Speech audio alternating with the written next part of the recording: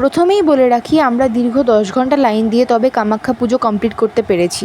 এখন যে ভিউটা আপনারা দেখতে পাচ্ছেন, এটা আমাদের হোটেলের ওপর থেকে তোলা একদম মিডনাইট ভিউ। এরপর আপনাদেরকে দেখাচ্ছি যে আমরা কোন হোটেলটায় স্টে করেছিলাম কামাখ্যায় পুজো দেওয়ার উদ্দেশ্যে।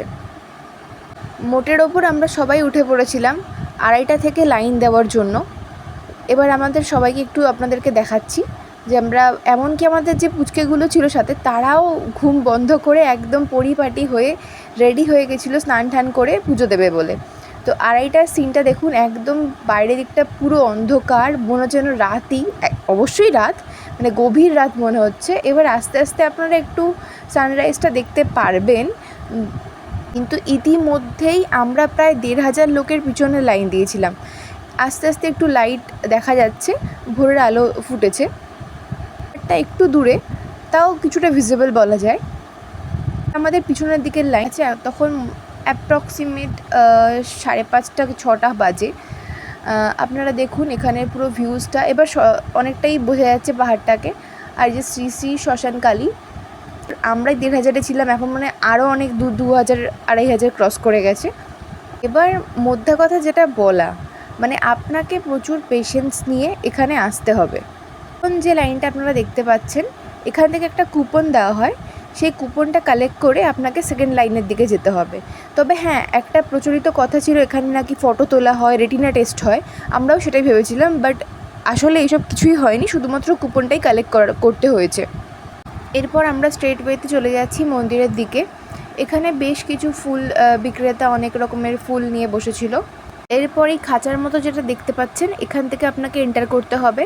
ওরা ওই কুপনটার মধ্যে স্ট্যাম্প লাগিয়ে দেবে, তারপর আপনি নেক্সট আরেকটা টার্নিং আছে, ওখানে যেতে হবে।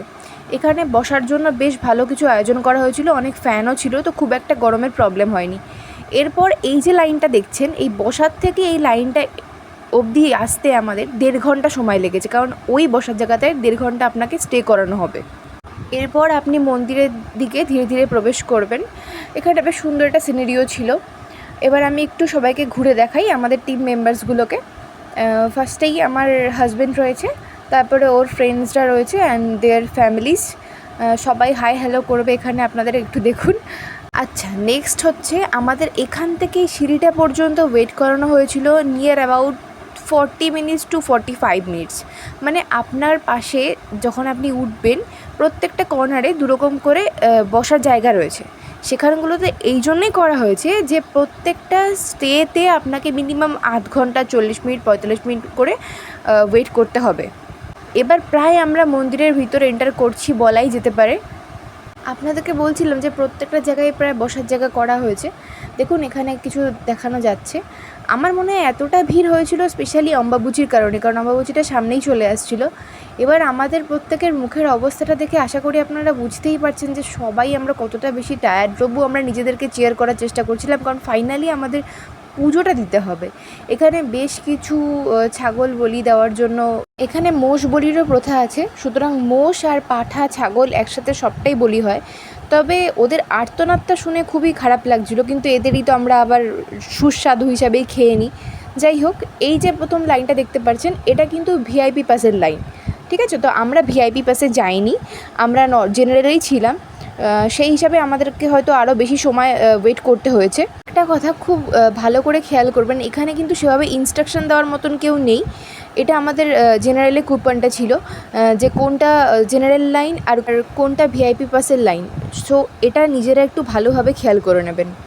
এটা ওপরের একদম লাস্ট ওয়েটিং জোন। এবার আমরা আস্তে আস্তে নিচের দিকে এন্টার করব। তবে এখানে এসেও আমাদের 1.5 ঘন্টার বেশি লাইন দিতে হয়েছিল। এরপর আমরা অলমোস্ট নিচে চলে এসেছি। এই যে রেলিংগুলো দেখছেন, এখানে একটা ভালো ব্যবস্থা ছিল যে গরম যেন না লাগে, সেই জন্য পুরো রুমটাই এসি করা ছিল। তো সেই হিসাবে একটু রিল্যাক্সেশন পাওয়া যায়। এটাই একদম লাইনের লাস্ট মোমেন্ট। এরপরে আর ফটোগ্রাফি করা বারণ ছিল। একটা কথা বলে রাখছি, আমরা 1000 টাকার রুমে নিয়েছিলাম, কিন্তু সেই রুমটা একদমই 1000 টাকার মতো ছিল না। আর যেহেতু আমরা মন্দিরের একদম সামনে নিয়েছিলাম বলে রেটটা আরেকটু বেশি ছিল।